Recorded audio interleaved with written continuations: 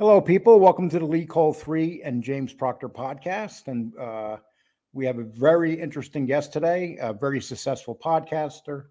No, I'm sorry. Would you call yourself a podcaster or a YouTuber? Either one sounds good. Well, Either one sounds good. Well, and I don't know about successful. You're being generous.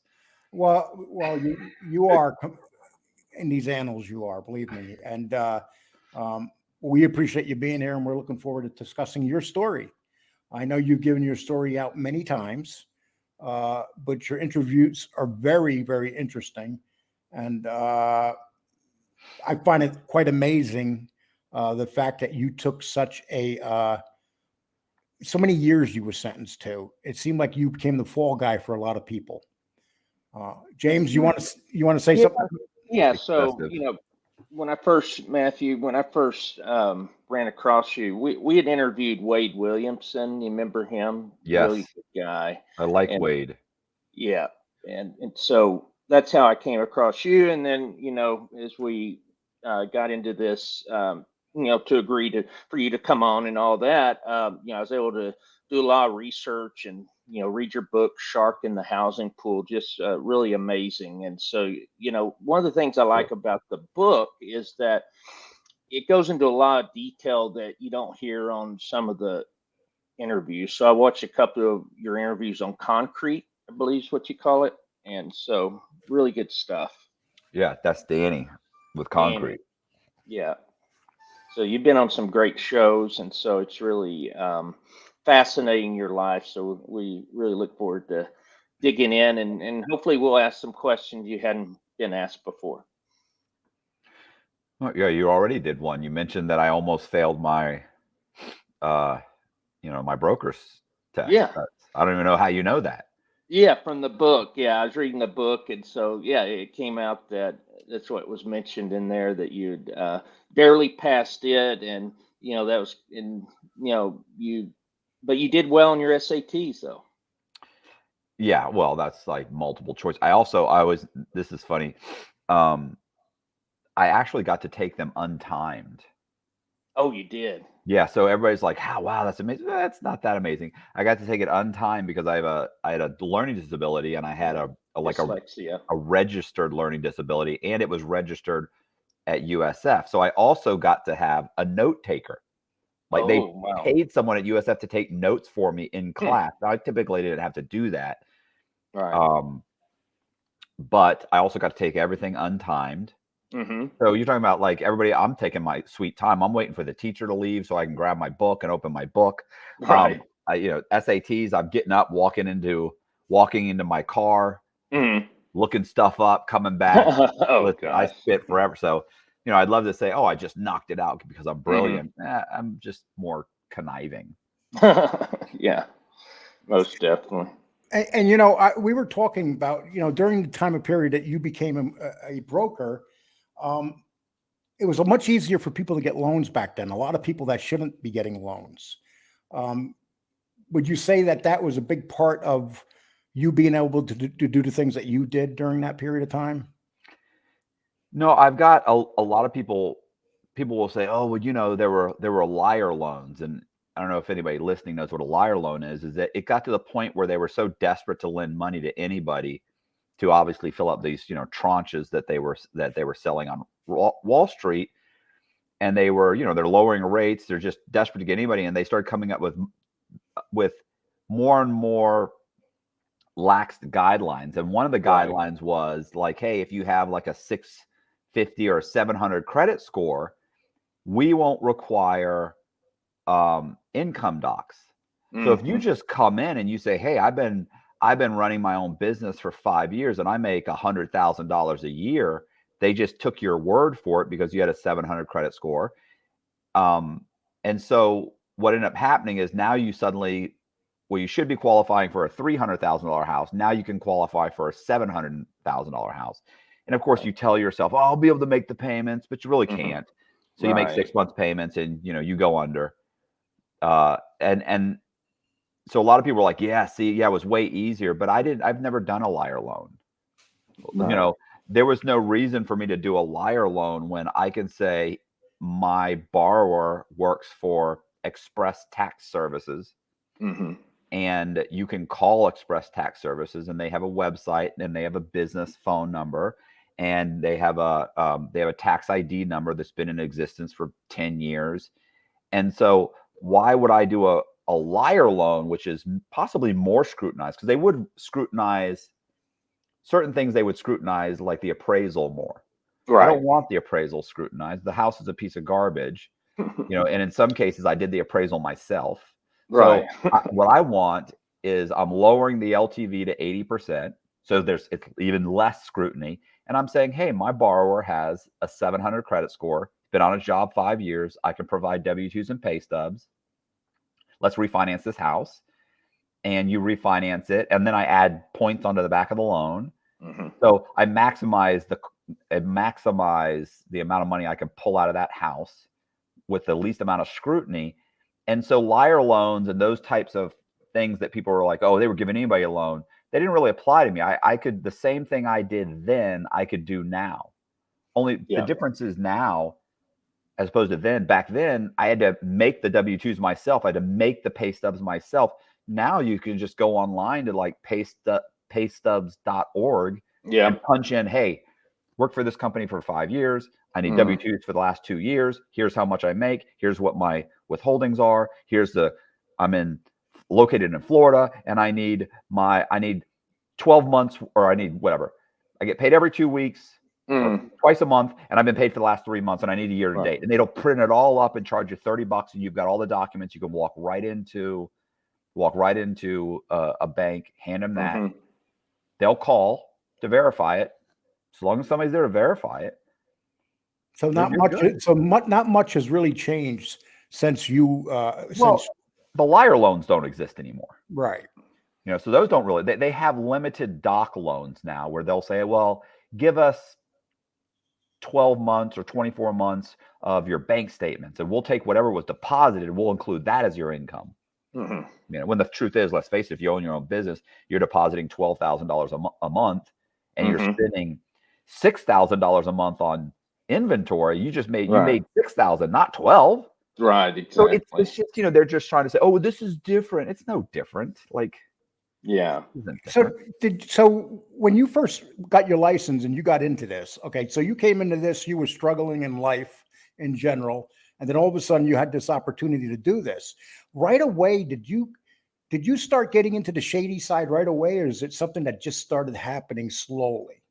No, I mean, the first loan I did had fraud in it. The very first loan I did, my borrower had been 30 days late on her mortgage, on her rental payment within like the last 24 months. And it was maybe 10 months ago or 18 months ago. So I just whited it. My manager told me, white it out, make a copy, put it in the file. They'll never catch it. And so I did. And underwriting didn't catch it. And 3-4 days later, they called me and said, hey, you're approved. We closed a couple days after that, and I got a check for like $3,500 or something. I forget what it was. Right. So then the next guy that comes in, like, he can't quite debt to income ratio. He doesn't make enough money. And he made like let's say $45,000 a year. Mm-hmm. But if he made $52,000 or $49,000, I could get him into the property. So I changed a couple numbers on a W-2. Now he can afford the house, and the loan goes through, and I make $3,000. So, pretty much anybody that walked in, any problem they had, I was going to make sure that they got a loan. So what made you so much better? Okay, you start this. What made you so much better that you so quickly became the office manager than, say, the other people doing it? Well, I didn't have any kids. I liked working, so I was willing to stay. So when the owners of the company, the vice presidents or whoever, when they called at 8:00 at night, I answered the phone. They called at 9:30. I'm the one answering the phone. And also, the first month I got there, I mean, this is a company where, people are trying to make this their full-time business, right? But they're probably working other jobs. So they're not there all the time. Maybe they're closing 1 or 2 loans a month. But I put everything into it. I quit my job. I'm staying there all the time. I'm letting bills go unpaid. I'm doing anything I can to make this work. So the first month I closed like 4 loans. The average broker there was closing 2 or 3 loans a month. I see. Now, granted, you were making a huge fee. You could make $3,000, $4,000, $5,000 off of a couple loans. But I closed 4 the first month, and the next month it was 6, and the next month it was 8, and the next month it was 10. So, and I learned very quickly because I was extremely inquisitive, Right. And I was working 80 hours a week, and anytime they called, I was there, and they would call it. These guys who own this company, Eagle.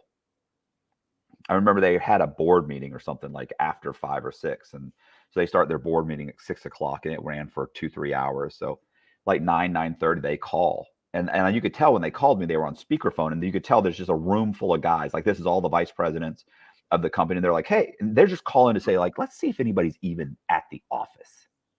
Oh, and wow. I remember it's like 9 o'clock, 9:30. They call and I answer the phone. I'm like, hey, Eagle Lending, how can I help you?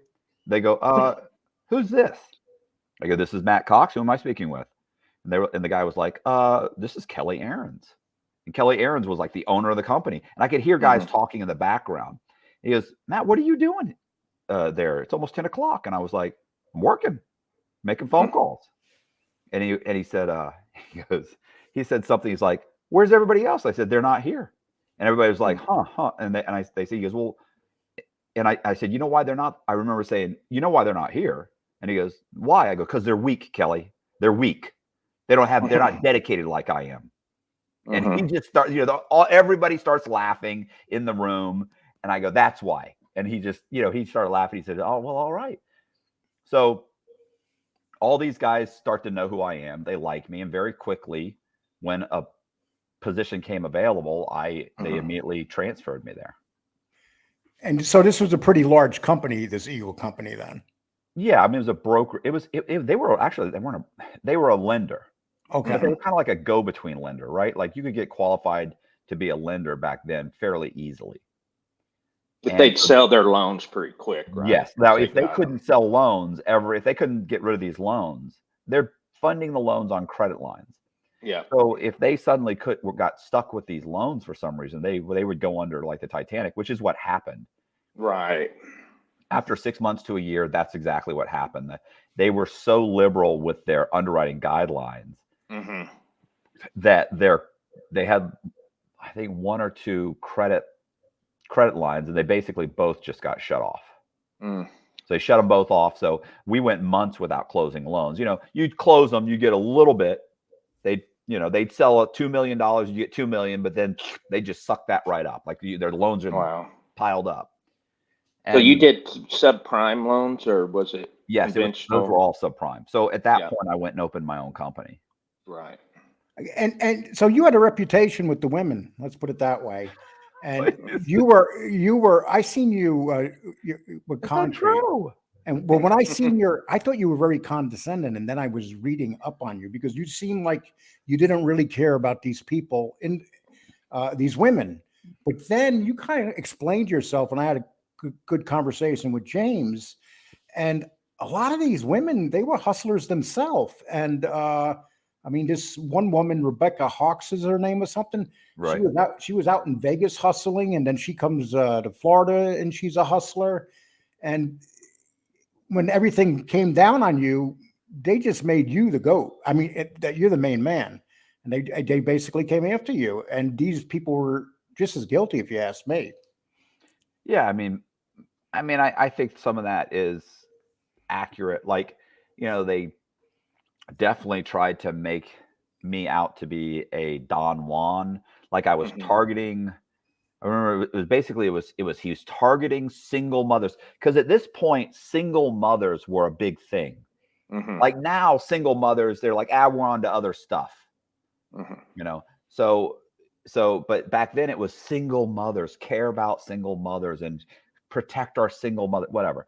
So, so basically if I dated 6 women during this time period, and 2 of them were single mothers, and the other ones didn't have kids at all, then they only focused on, oh, he's taking advantage of single mothers. He targets single mothers and convinces them to help him commit fraud. And it was like, that's not what's happening at all. Like, these are women in their late 20s, early 30s, and they have a kid and they're single. Like back then, lots of women had got, like now, fewer and fewer women are having children. But back then, if you were 30 years old, 50% of these women have children. Oh yeah. So if I'm dating some girl, I would dated Rebecca Houck, and she she saw that I had money and she was super interested in in a relationship with me, and I wasn't that interested in a relationship with her.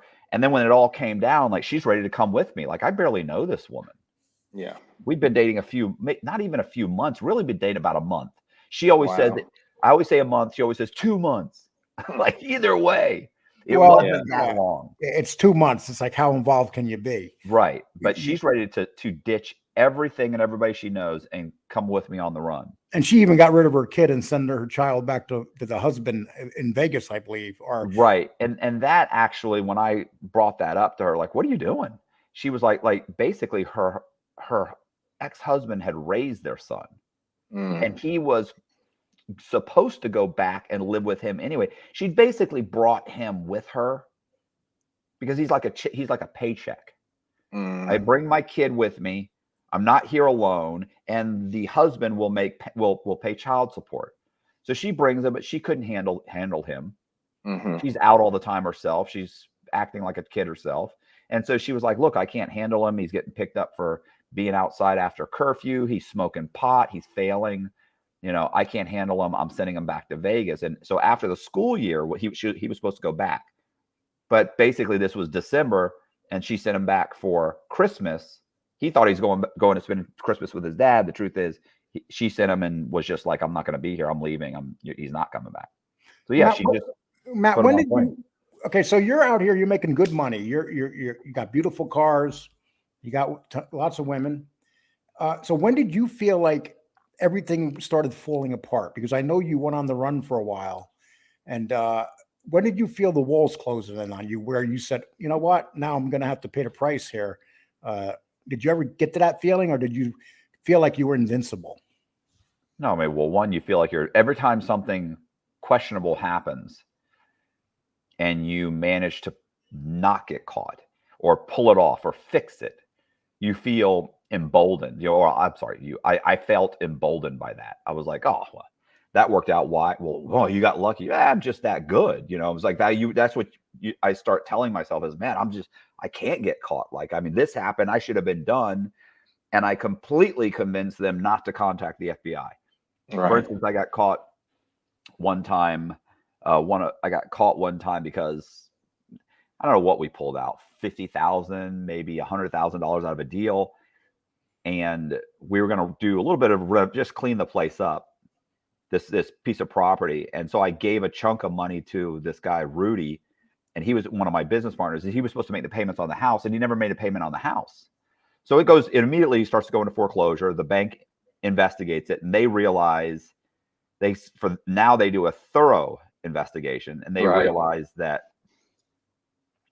the person who bought the house, the synthetic identity, doesn't even exist. Like, this is a person they can't really verify. He really meets the bare minimum of all the underwriting requirements.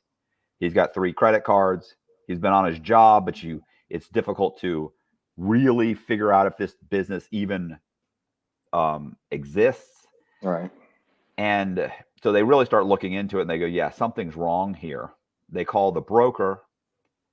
They call the account executive. They call the broker. The broker calls me.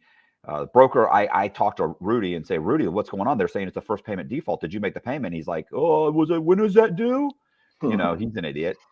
So I end up having to call the bank as the borrower, who doesn't exist. Wow. There's a complete synthetic identity. I call them up and I say, hey, my name is, I don't know I think it was like Alan.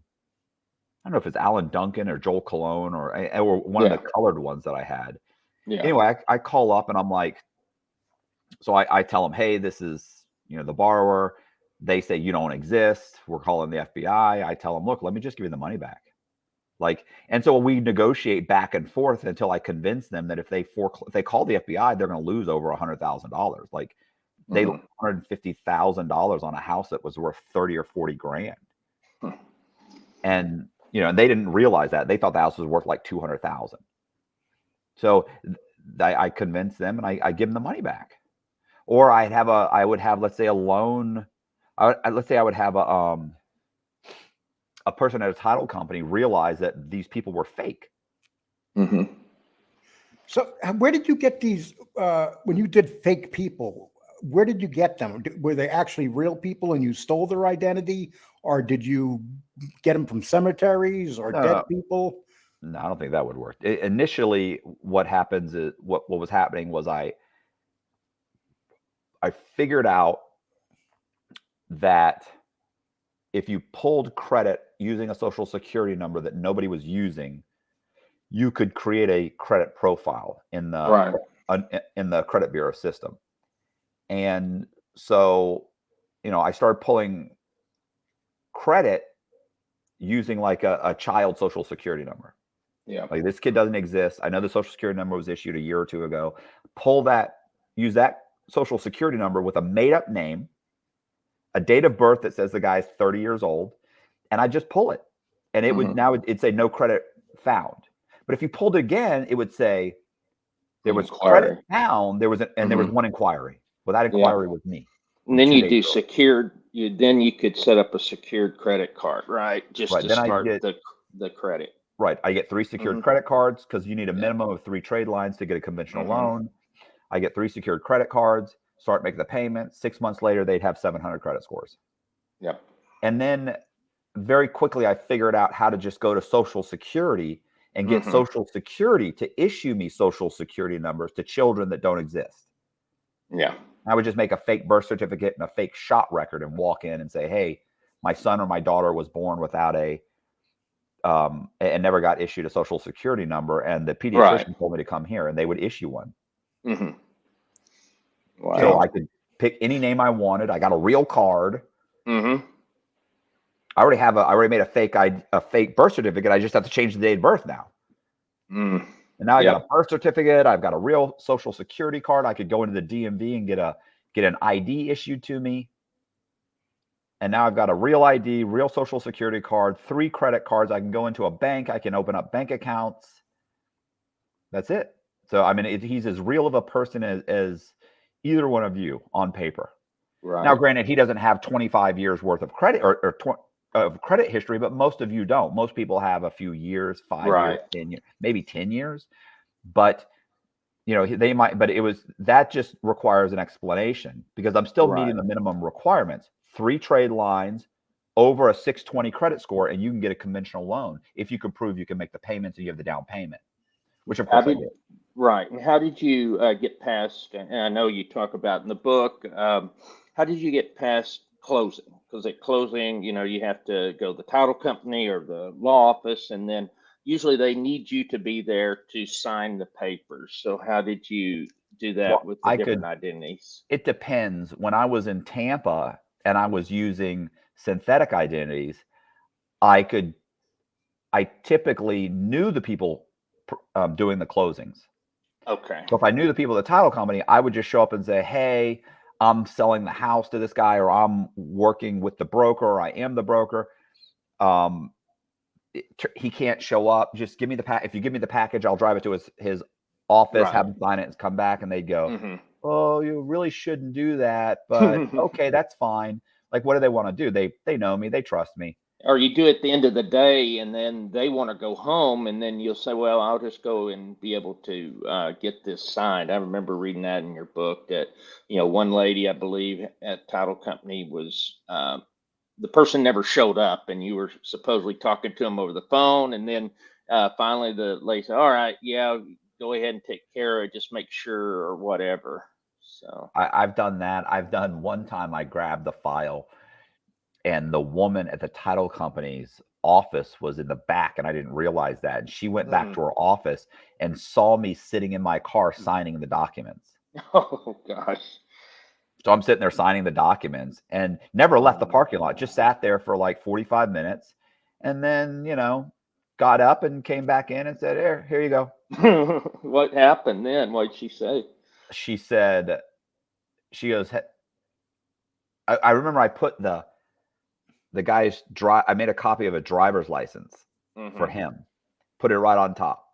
And I remember she looked at it and she looked at it and she kind of patted it and she goes, nice touch putting the driver's license photo right on top. And I was like, okay. I said, okay. And I just I said, you said to make a copy of it. And she's like, She goes, yeah, I did. Come on back to my office. Have you ever seen my office? I was like, no. We walk down the hallway, walk out, and I realized that my car is sitting right in front of the window to her office. And she said, now you've done a lot of things in the last 45 minutes. She said, you listened to some music, you made some phone calls. She said, you signed some paperwork. She goes, but you never drove this file to the borrower. And she was like, so what's going on? I was like, oh, shit, listen, here's the problem. And I gave her some spew about the guy. We couldn't do the guy was out of town and we couldn't do a power of attorney closing with the company. And I didn't want to have to wait for him to come back. So he signed the power of attorney, said I could sign for him. It's not a big deal. And she goes, well, listen, she said, I'm going to have to talk to this guy. Like, I couldn't even believe at that point, I'm waiting for her to say bullshit. But instead she goes, look, I'm going to have to talk to this guy. So I get him, I call, but there is no guy, right? So I pick up the phone. She actually calls his phone number, his cell number, which was sitting, his cell was sitting in my car. So it goes to voicemail. And I've got somebody else left the voicemail. So some guy, it goes to that some guy's like, hey, this is Mr. Johnson. Leave a message. It doesn't sound like me. Yeah. And she really has no reason to suspect me. So she calls, leaves the voicemail, and then she's like, look, I can't give you these checks. I can't let you. Like, she believes what I said. So I pick up the phone and what's the phone number again? And I remember she says the phone number and I dialed in my business partner's phone number. Oh, wow. and so he answers and he's like, hey, what's going on, man? I go, hey, listen, Mr. whatever his name was, hey, Mr. Green, this is Matt. I'm at the closing, and the title person here wants to make sure that you're okay with me signing the documents for you, because I know you signed and I'm like, yeah, I know you signed the power of attorney, but she still wants to hear it from you. Right. And he's like, oh, and I remember my business partner was named Dave Walker, and Dave goes, okay, so what am I? I'm Brandon Green now? And I go, yeah, exactly. He goes, oh, Christ, put her on the phone. So I said, here he is. And she's like, hi, Mr. Green. This is Kim from the title company. And he's like, yeah. Is it okay that yeah, no, it's fine. It's fine. He can sign. I signed a power of attorney. She's like, oh, I know. That's fine. Let me sign and walk right out. She notarized his signature knowing I'd signed it. I never signed power of attorney. Yeah. And she notarized it and gave me the checks and I left. So, I mean, there were so many times where it's like, I'm sitting there acting like, man, this is such a pain in the ass. But really, my heart's going, blah, blah, blah, blah, blah, blah, blah, blah. Because I'm thinking, if she could have asked him anything, she could have said, can you give me the last 4 digits of your social security number? Like, he doesn't know it. Yep, exactly. Because we weren't prepared. She could have said, what's your date of birth? Oh, you don't know it? What's your date of birth? Yeah, that'd been a good one for her to do. Yeah, it's wow. So you had a lot of did you get high on the adrenaline rush? Is that what it was for all of this, or for these things, or did you have fear at all? I think it started off as I needed the money, and then it very quickly turned into it's so easy, and I liked having. Money's not an issue now. So, and I liked being in that position to kind of fool the banks, right? Like makes you feel good about yourself. Like, wow, they put up all these roadblocks and I found a way around all of them. And they just cut me a check for $200,000. like $200,000. I'm like 31 years old, and this Right. I walked in, gave them some fake documents. They gave me a check for Mhm. 200,000. Wow. You know, like I'm driving a nice car, I'm dating beautiful women, I'm traveling wherever I want. Money's not an issue. I bought all of these properties. We're building new buildings. Right. So it's like, I mean, I looked from the outside, it looked like this guy, like I had the Midas touch, like I was just Mhm. doing amazing things, and everything was going right when really it was all based on fraud. And Yeah. when was it that they started looking at you? What moment was it that you did something that made them say, "Wait a minute, we got to look at this guy. We got to investigate this guy. Something's not right." I had a co-defendant named, or I was dating this girl named Allison, and she was going through a divorce, and she was living with her husband, and we were dating, Yeah. and I don't know if we were dating, we were sleeping together, and Yeah. she wanted to move out of her husband's place, so I went and I got her an apartment, and she was like, I don't know if I can afford this. But I mean, keep in mind too, I got the apartment in the name like Brandon Green. It wasn't her apartment. It Right. wasn't mine. Right. So I furnished it, completely furnished it. And she's like, I can't afford this. I'm like, it's fine. I'm sure you'll be fine. You know, you're doing well. I'll throw you an extra couple of loans a month. You'll easily be able to afford it. It's not a big deal. But you know, the fact is she wasn't a great broker. You know, Mm. she didn't work hard. Didn't work a lot. And sometimes some people it comes natural to, and she wasn't that person. Right.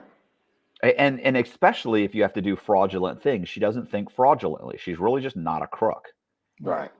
And so very quickly she came and she was like, listen, is there something I can do to make some extra money? You guys are rolling in it. Like, is there any way I can get, you know, whatever, 50, 100,000, if I can get like $100,000, like get into a house, put a down payment down. I was like, yeah, I said, you could, you know. And so we ended up having her assume a woman by the name of Rosita Perez's name. Yeah. I made a fake ID in her name. We have And her. that was a real person. That was someone that she weren't. Was it her that had an issue with that Rosarita No, it was Perez? a girl that worked for me had an Mhm. issue with her. Her name was Susan Barca, had an issue with Rosita Perez. Yep. And so Susan had mentioned this girl's got like 750 credit scores. Yep. If you ever needed to use her, and I was like, I don't want to use a real person. Yeah. But when Allison came to me, I was like, you know what? This would be perfect. I got someone with 750 credit scores. Yep. Let's take her credit. Let's rent a property in her name. We rented a property in her name, transferred the property into Rosita Perez's name, Mhm. satisfied all the loans on the property, refinanced it a few times. And what made this worse is this was a lily white, blue-eyed girl. Yeah, no, was this girl, testing herself. Allison, looks straight Midwestern. I mean, we're Mhm. talking about like green or blue eyes, Yep. brown hair, fair skin. She does not look like a Rosita Perez. Mhm. And so when she ends up, and then what made it even worse was the picture I had on her ID. Mhm. She had gone and gotten her hair kind of curled Yeah. and dyed black and got the photo taken. Well, just before the closing, she ends up getting it dyed back brown with highlights. And it's like, you don't look anything like a Latin person, or, you know, like you don't look Hispanic at all. What are you doing? And she's like, yeah, but I got the picture. It's me. And I was like, and that was true. It was like, yeah, you're right. The picture is you. And yeah, it's fine. So she goes to closing. Gets one check for like, I don't know, it's like 100,000. And then goes to the second closing to get a check for like 100,000. And the title person looks at the picture and says, this doesn't look like you. But it was her. It was her photo. Yeah. Right. Just different hair color and all that. And she says this. She's like, yeah, I know I dyed my hair. I this and that. And the woman goes, yeah, something's not right. Mm. And she's like, well, what do you mean? She's like, something's not right. She's like, I'm going to make some phone calls. You know, let her sign everything, just didn't give her the checks. Mm. So she leaves, and we leave, and I'm like, yeah, this is it. It's over. Mhm. Like something's wrong. And so she wants to give that $100,000 check to a guy I was running a scam with in Orlando named Travis Hayes. So we give that check to Travis Hayes. Travis says it's going to be fine. He's like, she's saying, let's cash it. I'm saying, let's walk away. We'll start another project. Not a big deal. Let's just walk away. This whole thing is burned. It's falling apart. And she's like, no. You know, in her mind, it's 100,000. She's like, one, this other person, they're going to be fine. Right. They're going to be fine. Like, they're in a couple of days, they'll call me. Everything will be fine. I'm like, no, I think they're going to make a couple phone calls and it's all going to fall apart. And sure enough, we end up giving the check to my buddy Travis, who's running a scam in the name David Silver, I think. Silver, yeah. In Orlando. And he deposits it. And a couple days later, the bank manager calls him and says, can you come in? I need to see you. I need to witness you notarize the back of the check. And so when I call him to say, hey, did you ever get any cash out? He's like, I'm on my way to the bank now, but they never really deposited it because they said they needed me to sign it. They needed to see me sign it. Well, you did sign it. And he goes, no, I did sign it, but they want to witness me because it's over $100,000. Right. They want to witness me. And I went, whoa, bro, something's wrong. I said, I've deposited many, many checks over 100,000, 200,000, and nobody's ever had to. He's like, yeah, I know, but it's a new account. And I'm like, no, turn around. It didn't feel right. Yeah, turn around. He's like, nah, bro. I said, I'm telling you right now, the cops are waiting for you. He goes, I'm in the parking lot right now. There's no cops. And I was like, I don't give a shit. and he goes, and I remember he said, you're shaking like he stopped crying, like, oh, you're crying, you're shaking like a little girl, you know, something. Yeah, right. Quit crying like a little girl, something. It hangs up the phone on me. And I called back over and over and over again, but this was his real cell phone, so he wouldn't take it in with you. You'd leave it, and you'd take the dummy phone, right? Like David Silver's phone. So he takes David Silver's phone in, but I don't want to call that phone. Yeah. So about an hour or so goes by, and we end up calling that phone from a pay phone. And I call it, and somebody answers the phone and goes, who is this? And I'm like, oh shit. Like, you know, and he goes, is David Silver there? And he's like, I'm like, this is, you know, who's this? I go, my name's, you know, this is Lee Black. What's up? I said, what's going on? I said, who's this? And he goes, this is Detective so-and-so. Click. I hang up the phone. Yeah, that's it. That's done. That's over. Yeah. And you use the names of the Reservoir Dogs, you know, you remember the colors of black, white. Yeah, I always use silver. Yeah. That's pretty clever. It did everything but Mr. Pink. Yeah, that always sounds good. Yeah. I always thought it was real cute up until the point when, you know, you're in front of the judge. Yeah. You know what I'm saying? And the judge is looking at you like, what are you doing? Like, is this a joke? And it's like, well, what do you say then? Yeah. Well, Your Honor, I didn't think I would be here. So I thought it was kind of funny. But now that I'm here, I realize it really just makes me an arrogant prick. Yeah. So what happened then when you hang up the phone, there was a detective on the other line. So you know that your friend has been picked up. Right. Yeah, he bonded. So his mother called me. It wasn't FBI then? It wasn't no. Feds? This is local cops.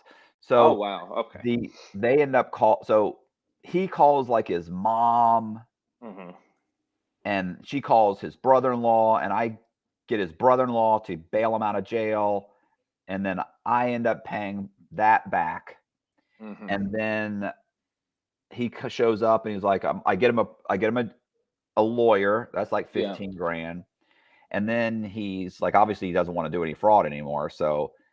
You know, says he didn't say anything. Like, I didn't say anything. Like, they think it was me running a little scam that fell apart. Right.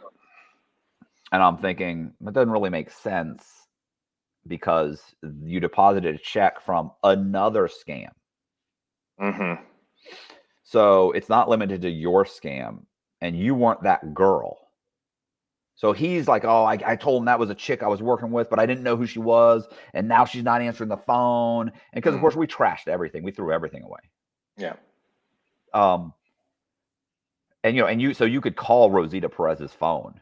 Yeah. And she's not someone would. Right. Yeah. Right. So he's like, you know, I told them, I gave him the number, you know, told him I was working with this chick.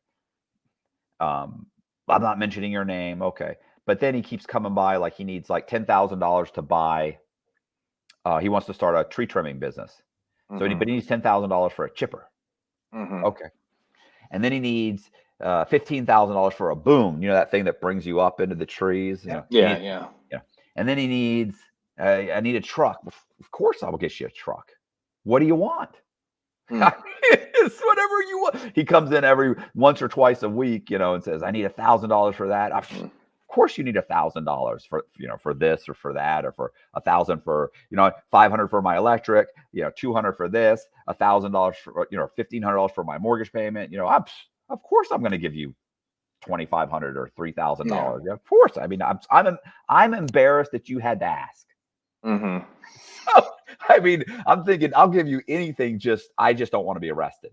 But the whole time he's working with the task force.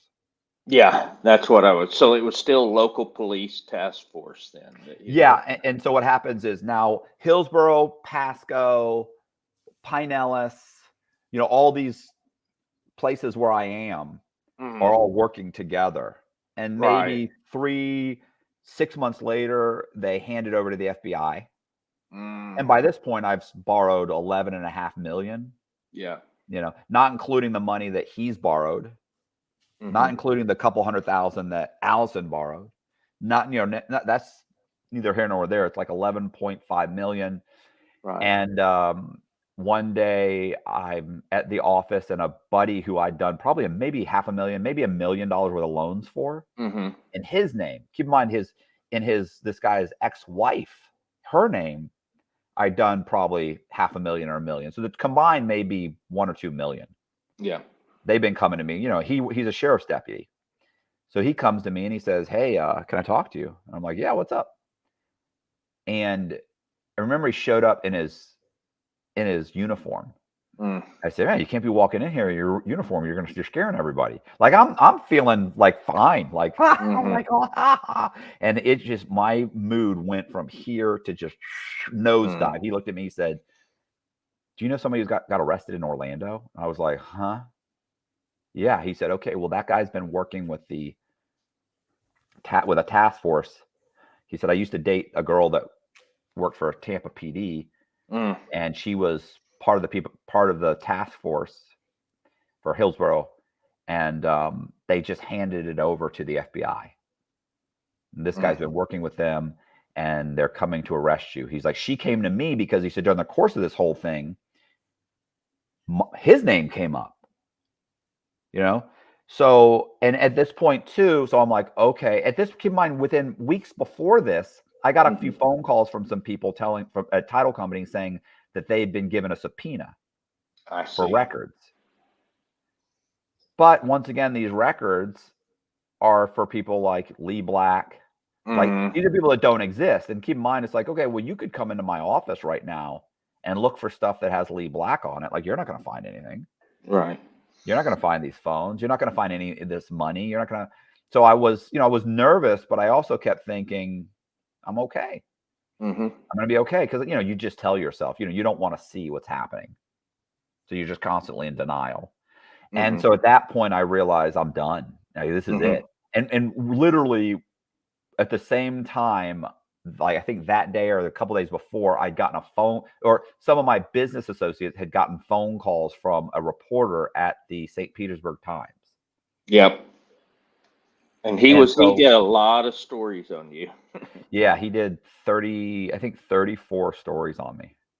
Yeah. So that was Jeff Testerman. Right. Testerman, yeah. So at this time, you feel like, okay, so you know at this point, you're probably going to be arrested. Yeah, but I kept telling myself, you know, I kept thinking, I'm going to be all right. It's going to be okay. Like, they're never going to, like, you don't have anybody who's going to tell you that I did anything. And you also have all of these people that are involved saying they saw this person. Like, they saw Lee Black. They know, like, so there's all these things, but my name's nowhere. Right. People have these guys have real bank accounts that are open.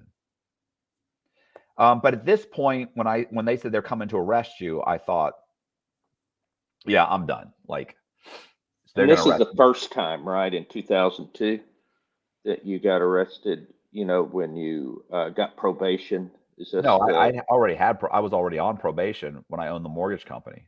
Okay, So when I owned the so this mortgage is the company, second, because I know that initially you had gotten in trouble and you lost your license, right? yeah. Your So that's brokerage why I was license. doing all this. Sorry, we kind of skipped that. Yeah. And so So this is the second time that so this was the big deal that you got arrested. right. Well, the big deal, Yeah. it was a big deal, but since I took Yeah. off on the run, Mm-hmm. it wasn't that big of a deal because I Right. didn't get arrested. The big deal is when you end up in handcuffs.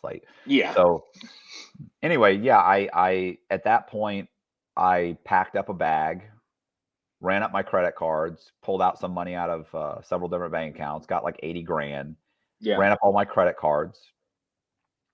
I remember I had like $20,000 or $30,000 in student loans I just paid off. Okay. And I remember immediately going to the bank to try and pull out everything I had. And then the night before, all those checks had cleared. So it wiped out like 20 grand. I was like, oh, God. like there was 20 grand I could have pulled out. Yeah.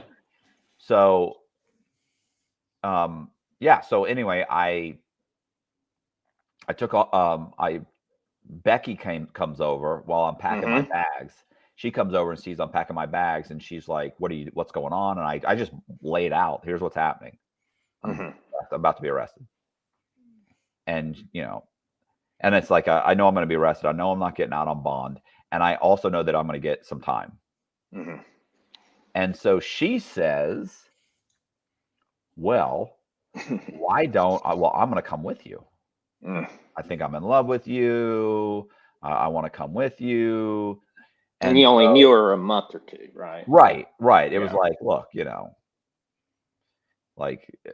but, and I shouldn't have allowed her to come with me, but I did. Well, I think it was because one, you're on the lam, you're on the run, and you're leaving everyone behind, right? Right. So at least you have someone with you. You're not totally alone on the run, right? Right. That was the reason, right, for letting Becky go with you. Right. Yeah. I mean, it's frightening. Like if you think about it, yeah, people, walking away from everybody, like that's extremely an uncomfortable situation. Like it's, there are guys that they'll get a sentence of 10 and 15 and 20 years and show up to the prison to serve their 20-year sentence. It's like, are you out of your fucking mind? Like, because they can't imagine leaving everybody they know and starting over. Like it's terrifying to them. They're like, I'd rather go to prison, and at least that way I can still visit.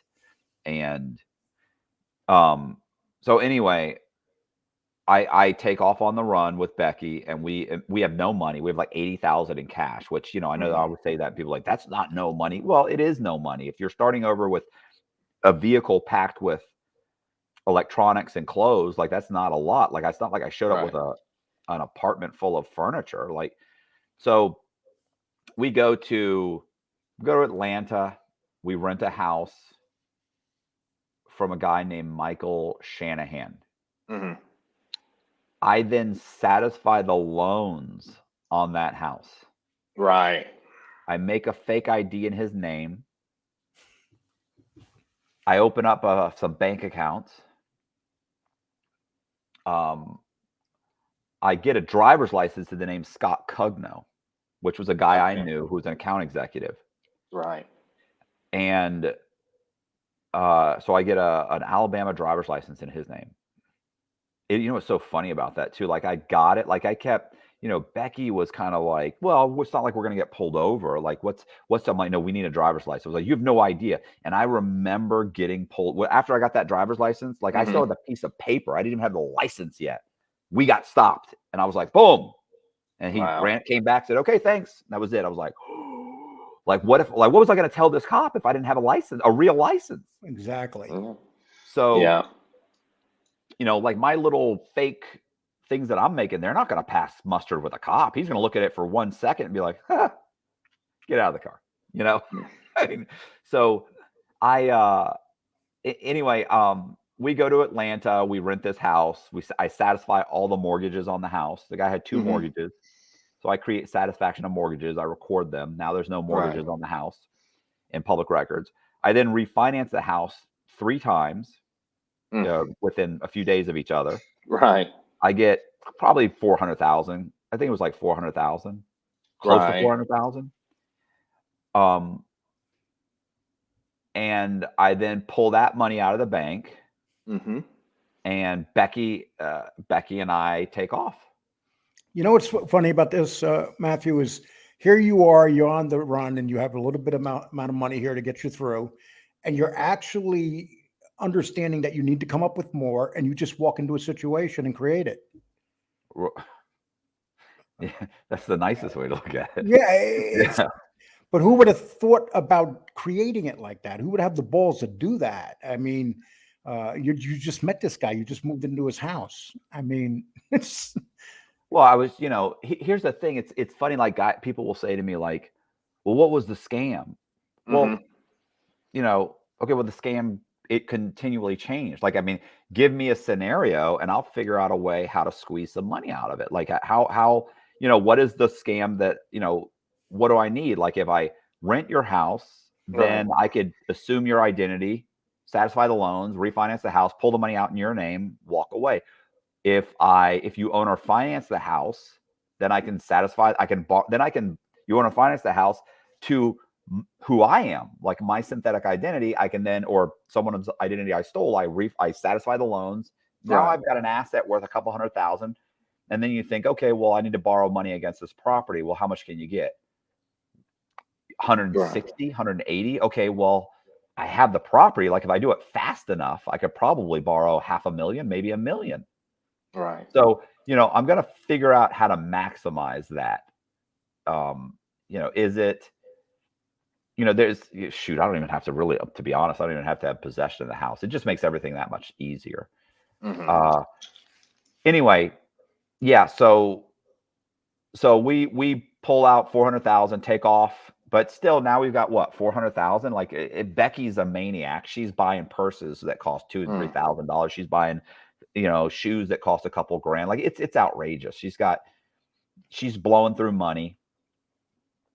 We're buying. But you go to Vegas too, right? With her, and we go to Vegas. We give her family money. Right, exactly. Because she starts to feel bad. Hold on a second. Decline. She starts to feel like, oh, I miss my son. I want to talk to. Okay, great. Well, let's go to Vegas then. We go to Vegas. We give her ex-husband like 30 grand or something. Right. Her parents some money. Yeah, because it goes fast. That's what I was saying. Is I remember you said you'd given 30,000 to the ex-husband who had been taking care of the son, right? Right. And so you're not paying child support. Like, you might, if you make you feel better, like, let's go give him some money. We, and then we're doing stuff like, we're going to Jamaica for 10 days. We're staying at the Ritz-Carlton. That ain't cheap. How did you do that with, you had what do you call it? A passport that was fraudulent? Well, by that time I figure out, look, like, listen, it's harder to get a driver's license than it is a passport. Really? Wow. Once you get a driver's license, so I've got the driver's license, I've got the birth certificate, I've got your social security card. Yeah, then you're able to get a passport. I apply for a passport as long as this person doesn't owe the federal government money or back child support or something, or he's going to pass. So I get a passport, and then we go to Jamaica. We go to we went to Orlando for like a week and stayed at Disney and went to the different theme parks, and we went to we went to Vegas. We went to New Orleans for a week or so and hung out in New Orleans and went on all the tours. And so, did you feel yourself becoming attached to this woman, or did you get to the point where you wanted to break away from her? Because you guys were doing a lot of stuff together. We hadn't left Tampa city limits before I was already realizing this is a mistake. You understand? She's bipolar. She refuses to take medication. I actually sent her to someone because we didn't understand what was wrong. So she's she's up, she's down, and she's like, I've always been like this. I'm just moody. And it's like, Moody, you're insane. Like, you say crazy shit. You scream at 2:00 in the morning. We're both wanted. What are you doing? Earlier today, you told me I was the smartest person you'd ever met. And you were, you felt like, wow, you were privileged just to be hanging out with me. And now you're telling me that I'm the Antichrist and that I'm the devil and that it's like, well, like, pick a side. So, excuse me. Bless you. Sorry. I always feel great after a good sneeze. So anyway, she literally had like the cops called a couple of times. Like, they actually showed up. In the book, I think I go over 2 different episodes, but there was actually 3. Okay. So there were 3 different times she'd had the police call just because she's screaming at 1 or 2 in the morning. I actually had to go get her own apartment. I was like, you can't live here anymore. You can't stay with me anymore. You're insane. So I got her own apartment, which was like a block, 2 blocks away. And, she wants to go out and do stuff, but we don't have common interests. Like, I don't go out getting drunk. I don't smoke pot. I don't do drugs. I don't like. That's something about you. You don't drink, you don't take drugs, you don't smoke. Right. You've never, So I'm not a lot of fun to be around. Right. For a party girl, which is what she was. She loved to go clubbing and hang out with friends and drinking. And, I don't want to do those things. I don't have those. Those are not my interests. That's kind of boring if you're the only sober person around a bunch of drunk people. It really is it's boring, annoying. and it's annoying. That's the right word. Because, I know how that is. And it's actually, everyone's laughing and everything, but you're thinking, man, these people are just stupid. This is dumb. So, yeah. Yeah. And, they interrupt. They ask questions. They won't interrupt. That always bothers me. You ask me a question, start to explain, and then they, and you go, okay, well, wait a minute. Okay. And then you start trying to answer that question. And then they go, well, what about such and such? And you, well, you start to answer that question. It's just like, and then by the 3rd time, it's like, listen, man, I don't want to talk to you anymore, bro. Yep, exactly. Something's wrong. So I'm guessing that this woman is your downfall at some point. Yeah. I mean, at some point in a very, in a way, what happens is eventually I'm running a scam in South Carolina. I'm going to get $2-3 million, I figure. I had surveyed, I was surveying homeless people by this point. And I've got a guy, I got multiple driver's licenses and multiple different homeless people's names. And one of them was a guy named Gary Sullivan. So he has no credit at all. Well, I think he had some medical collections that I paid off. So, but he does have a bank account with a bunch of money in it. So I then turn around and I get a couple of people to owner finance their house. I satisfy the loans on those houses. I then borrow $1.3 million on the houses and put them in the bank. I got multiple bank accounts. I'm pulling out money, pulled out like $600,000. And then one day I went in the bank and it turned out that one of the loans that I'd borrowed, or one of the loans I'd applied for, the broker or the loan officer at the bank that was processing the loan left on vacation. So 2 weeks later, when she comes back, she then orders the title work. So the abstractor goes downtown and catches a couple of these loans that have been filed by this point. So when I walk in the bank, 2 sheriff's deputies come up behind me and they handcuff me and they bring me into like a little office. And then a detective shows up, and the detective starts asking me questions, but he's asking me questions as Gary Sullivan. He thinks my name is Gary Sullivan. Yeah. So I convince him that there's a problem at the bank. Like, the bank's got a problem. Like, I haven't done anything wrong.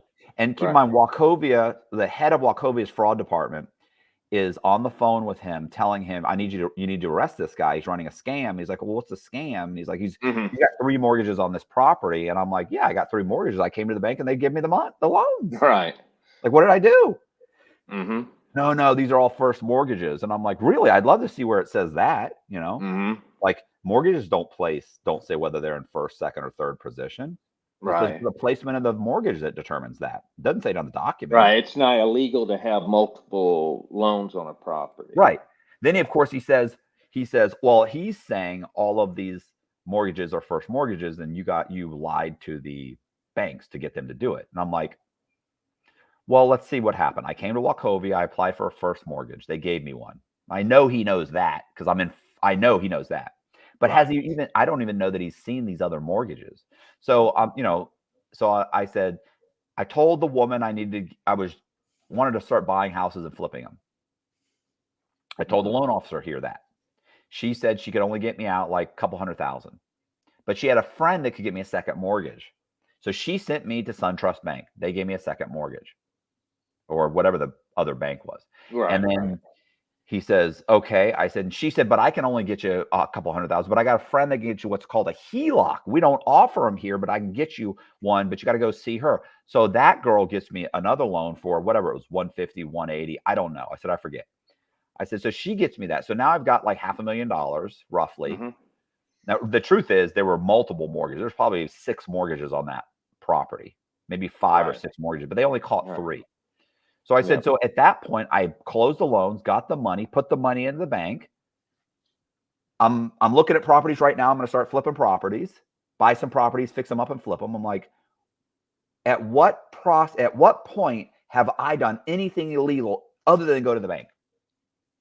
Right. And he was like, yeah, that does make sense. And now the guy at Wachovia is screaming, it's fraud. It's fraud. This guy's running a scam. He goes, it's not even Gary Sullivan. Look at his driver's license or look at his ID. Right. He goes, his ID starts with 000. Now I had a real South Carolina ID and their ID started with 000. But this guy's in California. So he goes, it starts with 000. And so the detective says to him, listen, I ran this guy through NCIC. This is Gary Sullivan. Our IDs start with 000. It's him. It's not a fake ID. It's a real ID. Comes up in our system, everything. Yeah. I remember I looked at the detective and I go, oh, now I'm not Gary Sullivan? I go, bro, what are we doing here? And he goes, I know, Gary. I know. And so he just totally buys it. And the guy from Wachovia, the more he's trying to convince him, the more angry he's getting because oh my God, the detective is basically like, I'm not going to arrest this guy. Like, I don't know what to arrest him for. Right. Exactly. Like all you're doing is saying he's got 3 mortgages. Well, but that you lent him. Yeah. What does he do that's fraudulent? True. Right. And I haven't spoken with these other loan officers. So I'm going to fill out a police report, and that's it. And so he has me follow him downtown. I follow him downtown. I fill out the police report. I'm actually waiting for him to bring me downstairs. And when I noticed that on the wall, they had a wall in this big hallway where I was waiting, and my wanted poster was actually on the wall. I mean, there's a lot of wanted posters, but my wanted poster was actually on the wall. And I was like, holy shit. And so he comes up, behind me and he's like, hey, you ready to go? I'm like, yeah, man, I'm ready to go. And so I turn around and we leave. Get in the elevator, go downstairs. He has to punch buttons in and everything. Yeah. And he walks me back outside, and I walk outside. And I remember he said, listen, I talked to the district attorney and we feel like something might be wrong here. I was like, really? And he's like, yeah, but we're not sure. We're still looking into it. He's just do me a favor. Don't leave the area. And I went, man, I own 2 houses here. I work here. I'm not going anywhere. And he said, I said, let me know what you come up with. And he's like, okay, no problem. I get in the car and I leave. I go to 2 more banks and pull out more money. Then like the 3rd bank I go to, some woman recognizes me, and like they basically 2 of the bank employees like bang into each other trying to get to the phone. And I think, fuck, something like I don't know if it's because there was a red, like there was a like call this guy, like a notice. Right. They were looking for me. They didn't know I'd already been caught, or I don't know what's happening. So I just get in my car and I leave. I go to Houston, which is where we were living at that point, where Becky was. I get in a huge fight with Becky. I tell her I want to split up the money. We only got like 600,000-700,000. So we get into an argument where she's basically saying, I need to keep this money because you can go make more money. I can't do what you do. Right. Exactly. And so she had a point.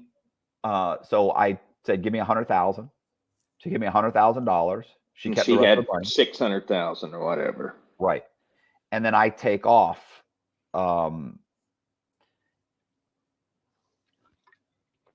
was driving a U-Haul van because I packed up all my furniture. So I'm driving in the U-Haul van back from Texas to try and go get my car, which is really ridiculous because that vehicle was in a name that they're now looking for. Yeah. By this point, the FBI's got to be involved. Like by this point, they put it together. Probably within a day or hours or a day, they put it together that they were on the verge of putting it together in South Carolina, but now it's been a few days. Yeah. So you were on the Secret Service most wanted list at that point? Yeah, I'd been on it for a few months. Well, maybe a month or so at that point. So were you also on the FBI most wanted as well, or just Secret Service? I was told that, like, I never saw that, but I was told that I was on the most wanted list for the FBI. But there's like 200 people. Yeah, exactly. These lists, they always make it like the top 5, the top 10 or something. Man, there's like 200 people on that list. So the FBI actively was looking for me. The Secret Service was looking for me, and the U.S. Marshals were looking for me. So I'm assuming I'm on the U.S. Marshals wanted list because everybody they're looking for is on that list. Yeah. And there's no violence with you. Yeah, no violence. And, so on that list, you're going to have people that are violent, robbing banks with guns and all that. Osama bin Laden on that list. Yeah, exactly. And so Bad. Yeah, bad. So what happens there? So you go back to get your car. You're in the U-Haul, and then what happens? So I got that. I dropped the U-Haul off. I got my car. Yeah. Which was in my apartment complex. And I remember I went across the street to get. It was like around the corner, just around the corner from I lived in downtown Charlotte. Yep. At that point, so I stopped to get a coffee because I figured I'm going to drive like somewhere north, like I was going to go to Nashville. Yeah. Like I don't even think I knew where I was going at that point, to be honest. I'm just trying to get a coffee and figure some things out. I got $100,000 roughly in a duffel bag. I've got no good IDs at this point. Everything, like if I get pulled over, I'm just done. So I stopped to get coffee, and I ordered a coffee. And while I'm sitting there waiting, I see the two people from my apartment complex, which was Post Apartments, and they're looking at me. They're like staring at me, and they were talking, and I could tell that something was upsetting them. And so they end up. One of them leaves the Starbucks, and I get my coffee. Like the guy gets this coffee, I get my coffee. He's just standing there staring at me. So then I go outside and I get my car. He walks outside. He's standing on the sidewalk, staring at me. And I kept thinking it's like my writ was due a few days earlier. So I'm thinking, well, maybe it's late. Maybe that's what's happening is my rent's late. Right. Like the 5th. It was due on the 1st. It's late after the 3rd. Like maybe it's late. But I was like, what do they do? Like, what's she going to do? Come back and say, here's a notice? Like, they're like, what pricks? Like, I'm going to pay. You know what I'm saying? Like, you don't do, like, this is a nice place. Right. Like, this isn't the way to go about it. So anyway, while I'm sitting there, all of a sudden, I start my car. I'm about to pull out. And the guy starts screaming, he's right here. He's right here. And I look in the rearview mirror, and there's 2 guys running towards the back of my car. So what had actually happened was the U.S. Marshals had gone to my apartment complex, and they were there questioning the staff about me. Those 2 Post Apartment employees had just been questioned and went over to get coffee for everybody. I see. And saw me. So they're like, yeah, we haven't seen him in a couple of weeks. We don't see him a lot. It's a separate elevator. I don't think he's there now. Maybe they even opened the thing. I don't know what happened. when initially, so anyway, I see them running at my car. I punch it and take off. Yeah. Right. Like I'm sure in a movie version, I would fishtail through downtown and everything. But the truth is, I really just pulled off. But they were running at my car, and they were probably probably 100 feet, 200 feet, but they were moving fast. Like if I had waited this guy hadn't screamed, I probably would not have recognized them until they were banging on my windshield. I see. Like that would have been it. And Yeah. honestly, if there was two detectives banging on or two marshals banging on my windshield, I'm not going to punch the gas. Like I'm not that guy. I'm not going to try and run you over or have you hanging on the side of the car or something. Right. So, but he just because he started fidgeting and started screaming, that was it. He gave me the heads up and I took off. So I drove right down the street, probably half a mile to a mile down the road, and there was a homeless shelter. And I immediately pulled over and surveyed several people, 3 guys, got 3 people's names. Did a survey saying I was surveying homeless people to determine where we place our next homeless facility. They gave me their information for $20 a piece. I got their information, jumped back in the car, and took off again. The only reason I even noticed the U.S. Marshals is because I used to initially, when I would tell this story before I wrote the book, I used to say it was the FBI. Now, yeah, the FBI was there because they were dressed very casually. I see. But then when I ordered the Freedom of Information Act, I got a report from the U.S. Marshals that said that they had gone to the apartment complex and questioned everybody. I see. Okay. They questioned them, and then they said they put out a bolo on my car. Okay. Yeah. So I took off. I went back to I drove to Nashville, went to Nashville, rented an apartment. With no ID, by the way. Like I don't have ID. And I was driving. There's an area of Nashville called Green Hills.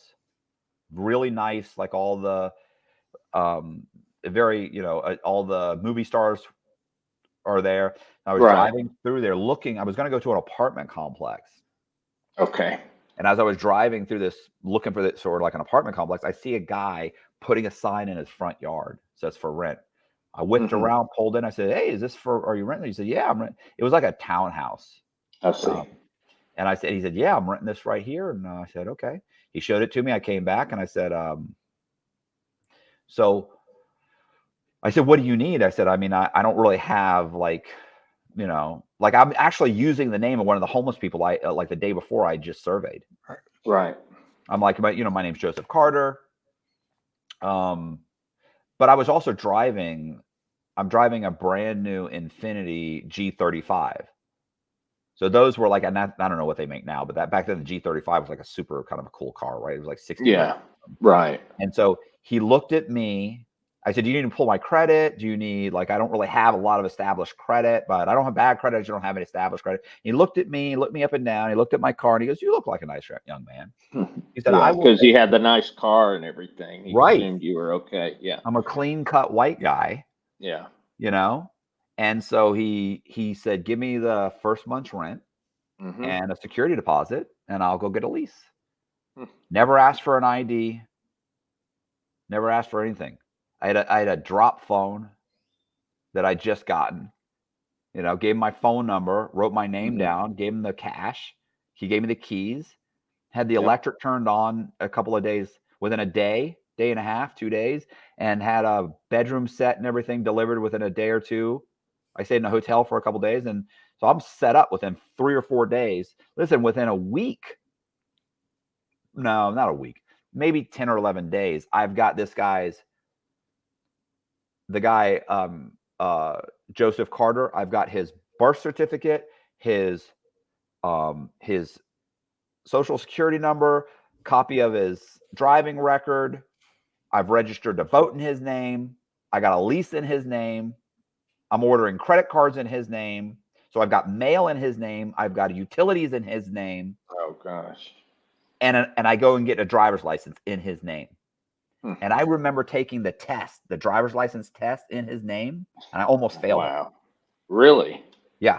Like they actually made me dyslexia for the actual written part or the driving? Bro, I didn't know what the the alcohol limit for in Nashville it was. Like, I Oh, didn't yeah, know, yeah. they're showing me different signs. Like, what is this sign? I'm like, oh, it's a pedestrian zone. Boom. Nope. Business district, because notice one of the people had a little briefcase. It was like, how am I supposed to know that? Like, I had to do a driving test. The guy got in the car and drove around. Keep in mind, I've gotten dozens of driver's licenses, but this guy hadn't had a driver's license in so long. So, yeah, I got a driver's license. I then, within probably a couple days later, I've dropped off my vehicle back in Charlotte, North Carolina. Flew back. I buy a brand new car, with like 20% down and a pay stub. Right. No credit. So I've got a brand new. What did I get? Like some kind of SUV, like a Honda, or I forget what it was. Was it a Pathfinder? I don't know. Anyway, point is I end up getting that, and yeah. So that was it. That's pretty much, so I stayed there. I started buying houses and flipping houses. So I'm buying houses, renovating them. I raised the value in the area. I start buying houses for like 60, 70 grand and recording recording the sale in public records at like 200,000, 210, 185, 195. So the whole area kind of starts to go up really fast. Yeah.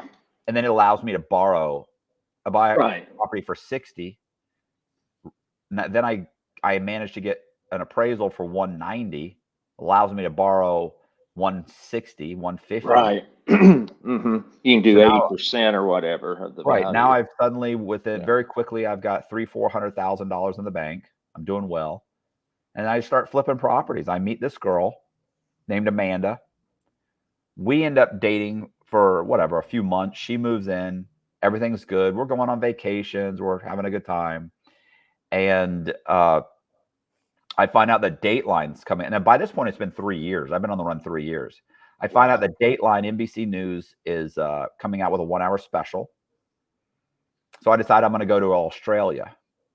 So we start pulling cash out of the bank and asking people to cash checks for us. I see. So Amanda ends up telling a friend of hers who I am. And that friend calls the Secret Service and negotiates a reward, which was like 10 grand. It's like nothing. Right. And one day I get arrested. I come home and I get arrested. Secret Service stakes out my house for a few days and I get arrested. Like, that's a short version. It's And so that's when you realize it's over. It's not. Well, yeah, I'm in handcuffs. It's over. Like, nobody's, Yeah. So, you get a. I'm sorry, James. When you get arrested, all these people that you associated with are flipping on you. Would you pretty much say that's? No, they've already flipped on me. They already flipped. Okay. That happened years earlier. They'd already flipped. Some of them had already gone to prison and gotten out. Like, Allison had already gone to prison and gotten back out of prison. Becky got caught before me. About a year earlier, she had gotten caught. So she's already in prison. She got 5 years, but she had cooperated against me. And so when I got caught, they knocked 2 years off her sentence. So she did about 30 months. Yeah. She was in the halfway house in probably about 30 months. Did they give you an opportunity to cooperate against anybody? Yeah, of course. I tried to cooperate against everybody I could think of. Yeah. But how hard? It's too late, though. But you look at the thing that what I think that's just a real problem was the sentence. You get 26 years and your attorneys, and the problem was I think you embarrassed the government for being out on the run for as long as you were. And the prosecutor with the feds, you remember, they didn't want to work with you. They were, they said that you would get 10 to 12 years, right? But then it ended up being 26 years that they gave. And so you were talking about how you were trying to they had the guidelines, and even the judge was going beyond those guidelines, and it just seemed like that they were obviously you committed crimes, but it seemed like because of the high profile or whatever it was that they really wanted to stick it to you is what I saw. We're in the mob genre, and we see guys that rob a bank and kill somebody and get 20 years. So, Right. Or they can get out in 5 years. Yeah. They've killed 19 people. And here you are getting with this heavy sentence. Were you shocked when they hit you with how many years was it? 20, 26 years and Yeah, 4 20. months. So I was shocked, but my lawyer kept saying, look, they're giving you a high sentence, but when people start getting arrested, like, they'll reduce your sentence. You'll probably get you could get 2 or 3 sentence reductions. You may be out of here in 5 or 6 years. So I'm thinking that's reasonable. The problem, and look, in her defense, like, well, what was she going to do? Go to trial? No, you can't go to trial. I'm guilty. I'm extremely guilty. And the government they have it out for me. So the problem is that by the time I cooperate, people have already gone to jail. Although the FBI was saying that they were going to prosecute these people, by this point, the entire economy is collapsing. So it's like, do we go after a crime that's now 4 or 5? Some of these crimes are 4, 5, 6 years old. Or do we focus on things that are happening right now? That's at the forefront of the news. Like, what I didn't realize is, I always thought, well, if you commit a crime and they can convict you, they convict you. But the truth is, sometimes it's like, this is a tough case. We're not going to pursue it. Right. And we'll pursue tougher cases, but it's in the media. So the perception is that we're fighting crime. The truth is, we're letting a lot of these guys just go. But we're going to fight. But this is in the media, so we're going to make sure that we prosecute this crime to the fullest, because we need people to feel like we're doing our job. So I felt like they saw all these cases that were in the media. Banks are failing. There's fraudulent mortgages. People are getting millions of dollars in liar loans. And then for going into foreclosure, we need to pursue those cases as opposed to a 5 or 6 year old case. And like, do I think they should have pursued those cases? Absolutely. What I love is now I'll see somebody in one of my cases where it's like, this guy made over $1 million. This guy committed fraud. This guy helped me commit fraud. This guy's really responsible for probably $5 or $10 million because he did all the appraisals, or he wrote he was a real estate agent on all of these deals and knew they were all fraudulent and made probably $1 million on it. And yet you see that guy and he acts like he's not a criminal. Like, you went to prison because you're a criminal. They didn't prosecute me because I didn't do anything wrong. No, they didn't prosecute you because I was on the run for 3 years. Like they feel like they went to cooperate with the FBI, explain to the FBI that I didn't do anything wrong.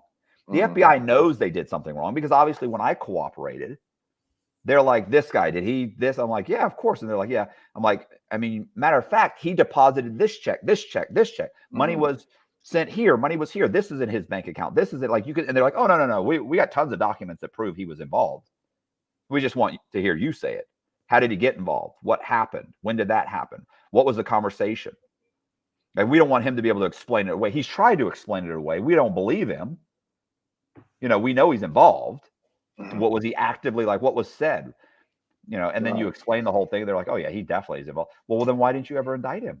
Well, because we were moving on to other things and this and that. And so I get it. But that's what kills me is the guys that act like because they didn't go to jail, they're not criminals. They didn't commit any felonies or fraud. Yeah, the government doesn't. Their thing is they're looking at success rate of convictions. And also, how can they get the conviction the quickest, right? So if it's going to take a lot of time, a lot of money, with a possibility that they can't get a conviction, then they don't want to do it. They will rather settle, 99% of these cases get settled before they go to trial anyway. Yeah. Well, They I don't mean, you'd want be to a go to fool. trial. If you're Yeah. guilty, you'd be a fool to go to trial. Yeah, then you would get probably what 400. What was it? You were facing 400 and something years if you had. I Yeah, don't remember what that was. they say that, but that's when they were stacking it. If you actually ran it together, Yeah. just and you didn't stack, like if they say, hey, there's 10 counts of wire fraud. Well, if you just Yeah, said, right. okay, we're gonna take those 10 counts and make it one count. If you just ran the different charges together, I think it came to like 54 years, which is still outrageous. It's still It outrageous. is outrageous. Yeah. So but in the end, I pled guilty, and I got 26 years, and they never indicted anybody. So then you're the only one that got indicted then. Well, no, for- they other people went to Yeah. jail that were indicted. So I mean the people that I cooperate against, like these are people that are like Becky's already in jail. Yeah, she's already there. But I mean, no one went to jail that you cooperate on after they picked you up. Yes. And, yeah, is what happened. So how much time did you actually do, Matt? I did 13 years because the government asked me to be interviewed by American Greed, which I was. They asked me to be interviewed by Dateline, which I was. They asked me to write an ethics and fraud course, and this is years into. This is like 3-4 years into my sentence. They asked me to. To be to write like an ethics and fraud. But they course. didn't even want to reduce it that much. You No, actually I had had to get a jailhouse attorney. Yes. Forgot his name. That Frank Amodeo. Yeah, Frank Amodeo helped you and actually got 2 reductions for you because the government only wanted, what was the first one, may give you a 6-month or a couple of year. It started at reduction. 6 months. We ended up getting them up to 7 years. I got 7 years knocked off that one. So when I come back from being sentenced, I got 7 years knocked off. I was walking around the compound with this guy who was actually cooperating in his case. His name is Ron Wilson. Ron Wilson ran the largest Ponzi scheme in South Carolina history at the time. I think his loss was his loss was $57 million, but I think he took in $102 million. And he was cooperating against people that helped him in his Ponzi scheme, and he ended up telling me that he'd hidden money. Oh, okay. So I tell my lawyer that. My lawyer contacts the Secret Service agent in his case. I then explain to the Secret Service agent what Wilson told me.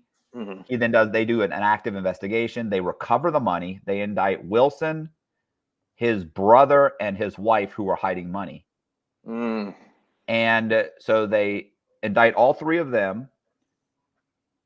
The 2 of them, the brother and wife, get probation. Like, and not even a year. Like, they're not even felons. They get like a 6 months and like a 1 year probation. So Wilson gets 6 months added onto his sentence. 6 months. Yeah. And then gets out a few years later when COVID happens. He gets out. He's out now. Like, he never served. He's got a 20-year sentence. He got 19 and a half years plus the 6 months is 20 years. He never served the 20 years. He serves like 6 years. Yeah. You went to Coleman. Which Coleman did you go to? Because there's I know it said FCI, but were you in the low or the medium? No, I was at the medium for 3 years, and then I was at the low. Yeah, and that was the other thing I wanted to tell you about. So part of that, with the way that the judge did that, if they'd went by guidelines, I believe you would have been able to be in the low instead of the medium. But because it was 26 years, you ended up in the medium, which, to me, that's still an FCI. That's medium, still very dangerous. There's shanks and all types of crimes killing, murders, and stuff. The first day I got there, someone got stabbed. Like, people were getting stabbed and fights and everything, but but that had nothing to do with me. Like, if you go to prison and you have problems in prison, there's a good chance that you brought them on yourself. Right. Like, you never had any problems physically. I don't gamble. Yeah. I don't gamble. I don't run up bills. I don't talk bad about people. And look, it came out on the front page that I was cooperating. So everybody at the medium knows I'm They didn't cooperating. put you in special. They locked me up for 45 days and let me back out. Like, That was it. I had a And you were couple in of medium. You were still in Coleman at the medium medium. at that. I Wow. had a couple of white supremacists come to me. Well, one guy in particular tell me that I wasn't allowed to walk the yard.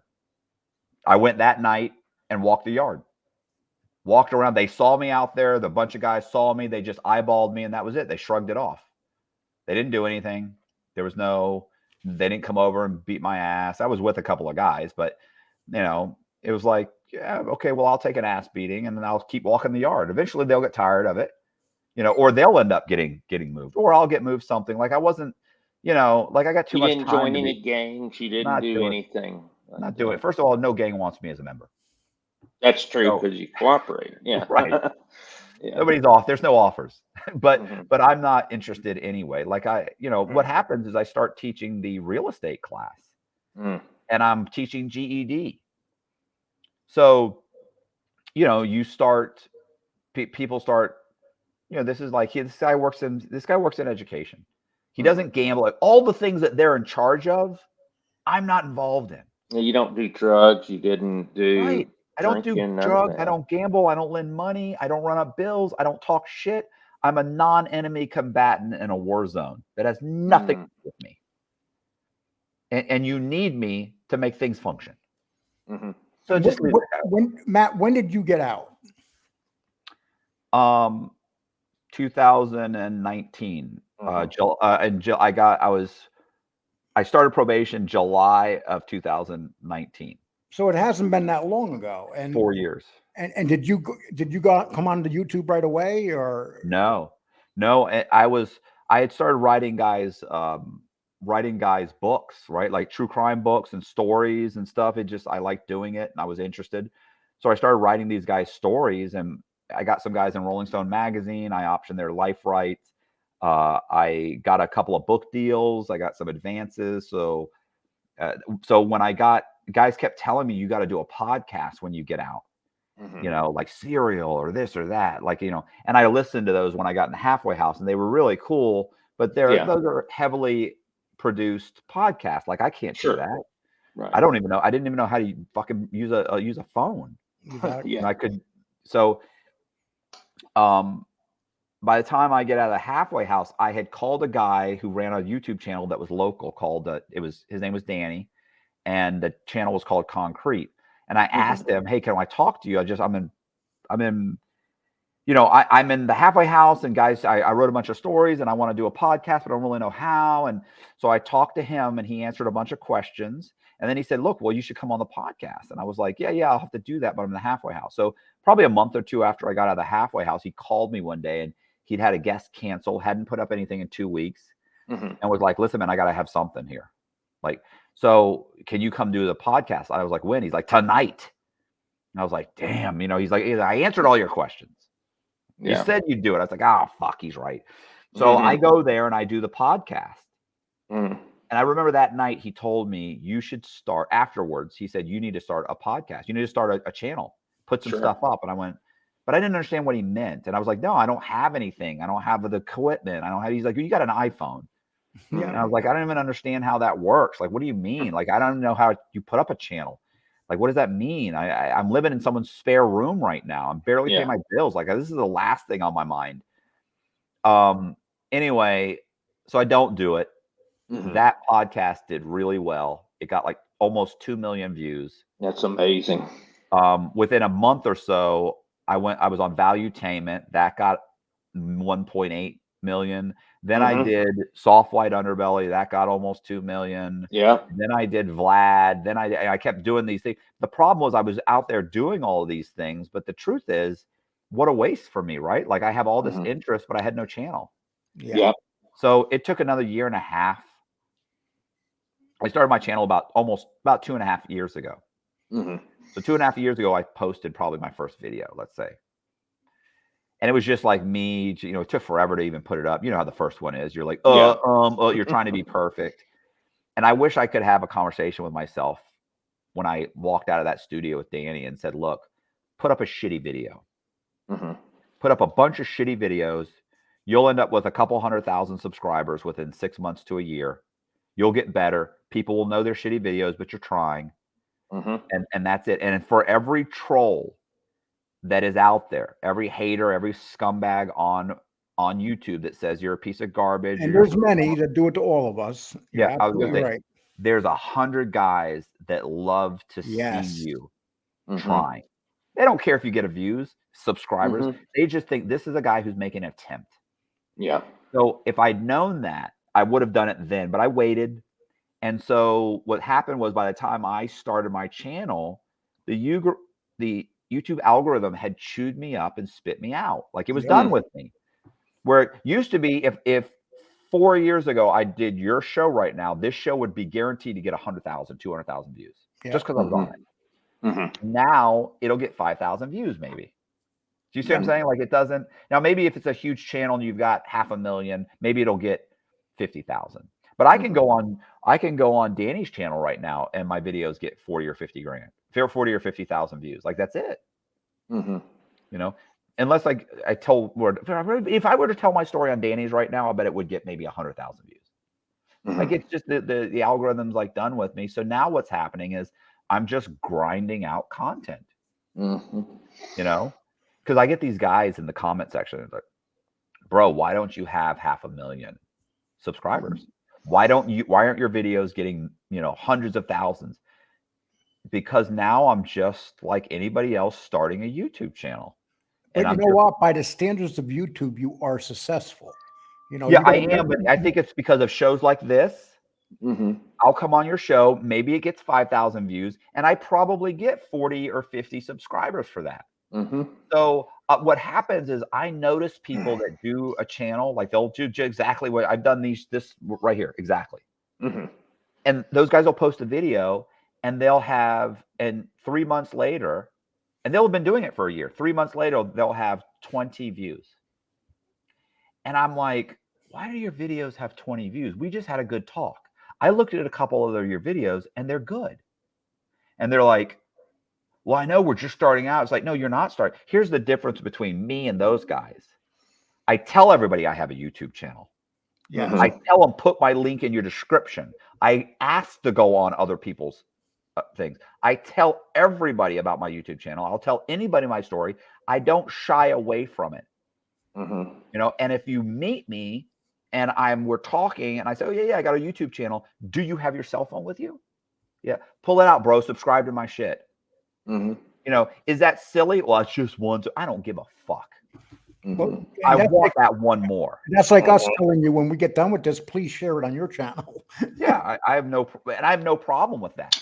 Yeah. You see what I'm saying? Like, But it's that's guys another like thing. you that help channels like us because we're growing. We're not growing as fast, but we just hit 10,000, and we Close. started 2 years ago. I don't have your story. Let's put it that way. You have a story. And a lot of these mobsters that come on here, informants actually, they have stories, so they grow fast. Well, the guys that don't cooperate are in prison right now. Yeah. Yeah. So- That's Or- the thing. or- And they're not They have going to stories talk. too. You'll never hear them. Or Right, an even if active they're out, person they won't won't. come They on. still won't talk. Oh, yeah. Because they are still organized crime or around it. And The silliness. well, Matt, your story is very interesting. We've been doing this for an hour and a half. I can talk to you for 5 hours, but unfortunately, we can't. Mhm. But I like to say we appreciate you coming on, and I appreciate your story, especially the fact that you're out now and you explained your channel, and we'll do whatever we can to shout out your channel. And Yeah, just put the link in the description. Sure. It's Matt Cox Inside True Crime. and I haven't interview- the whole show. It's been running underneath here in a stream. Oh, yeah. The whole show I've been streaming it. So it's the Listen, least you're better at StreamYard. Your StreamYard setup's better than mine. Well, you know what? StreamYard is very, I believe that any successful YouTuber needs to really understand the in and outs of a StreamYard because I learn something new with it every day. It's a pretty amazing thing, StreamYards, if you learn how to use it. Yeah. I'm lucky. I can send the link. I can click on it. I can I can do the basics, and then I just kind of sit back and let the guy, every once in a while you go, right, that's good. Well, wait a second. I thought they were with you. Oh, okay. Like it's what a joke of a job, right? Like if you could I'm almost at the point where this can pay my bills. Okay. Like if I could get to that point and just drop everything else and just do this, like what a ridiculous job to interview. The hardest part is setting up the interview and getting somebody to show up. Yes. Mhm. Yeah. That's the hardest part. Then I just have to sit here and drink my ghost and say, right. Oh yeah, I know a guy like, yeah, uh-huh. And And 2 you- hours later, it gets and- posted. And when you do these interviews, you bring them to Tampa, don't you? No, I do more StreamYards than I do actual. Oh, you do? Okay. Yeah. Listen, I can't pay for you to come here. Like anybody that you see come to my location paid for either they live locally, which is almost nobody, or they drove for 4 hours, or they flew in and paid their own way and they paid for their own hotel. Like, don't ask me to pay for anything. I don't have any money. I'm not there yet. I can't pay. And let's face it, if I was going to pay and I was willing to do that and I could afford to, I probably wouldn't be paying for some guy who robbed 2 banks 12 years ago. I'd be paying for somebody cooler than you. You know what I mean? Like, so it's like, you want to be on my show? Great. Make the drive, make the effort. There's a chance it turns into something for you. There's a chance it turns into nothing. Or we can do a StreamYard. Oh, I really want to be in studio. Like Wade flew down here. I think his round trip cost him $95 or something like that. He said flew down. Yeah. Rented I don't know if he stayed the night. I think he flew down. I picked him up. We did the thing. I think I dropped him back off. That may be what happened with him. Because I've had that happen many times. Guys fly down. They get here at 10. I pick them up at the airport. I bring them here. We spend 2-3 hours. We go grab something to eat. I drop them back off. It costs them less than $100. Are you in your own? Do you have a studio, like a commercial studio? Or I are you have in your house? an amazing commercial studio in my living room. In your living room. Yes. Yeah. This is a fake wall. It's actually on wheels. And I bought these on eBay. They're cheap. That's cool. And I have the other one over here. And then I have a red wall, which I argued with my wife for 6 months to let me paint the wall red because it's a rental unit. And she's like, we don't own this house. I'm like, I put up the deposit. I'll paint it. I can paint it. And she's you're like, an artist, by the way, as well. So you have that artistic flair about you to be able to create something out of nothing, you know. And you've given me incentive. I have 2 empty rooms here I don't use. Are you serious, bro? I was even looking at y'all's setup. Like, how serious are you? You need to raise your camera. Like James needs to raise up his camera setting because it's up. It's viewing up at him.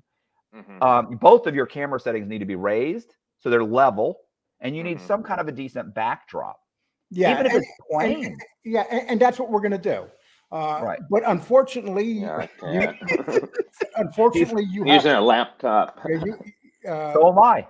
You had to see when I first started. I had a shitty computer, and now I got a really nice computer. It's like you got to take baby steps when you're doing this because it's like you said, we only make so much money. Right. Why my computer's up and high and level is because it's sitting on a piece of Tupperware right now. It's a Rubbermaid plastic Tupperware square. That's the perfect height. Sometimes I have to lower my chair a little bit, right? I'll lower my chair. I'll raise it up. So I get it so that it's level. I turn it sideways because look, if I turn it this way, you can see my kitchen. We don't want to see. So you do it like this, and people are like, oh, I got some lights from Home Depot. I got Home Depot. They're Craftsman. And then I ordered these they're about $12. You can order a bunch of plastic, and I cut them, and I put a piece of tape, and look, it gets it's a nice rosy red. So it goes with my whole red and black theme. Listen, this place is pieced together, but in the end, it looks like a real studio. Bro, everybody that gets here, they're like, fuck, bro, I thought you were in a studio. Look at this. It's my living room. I don't have a living room. I have some bar stools. That's where we eat. Well, I'm currently in my living room myself, but I have 2 rooms I do not use, and they're big rooms. So I'm going to get in there, and I'm going to. What are you doing?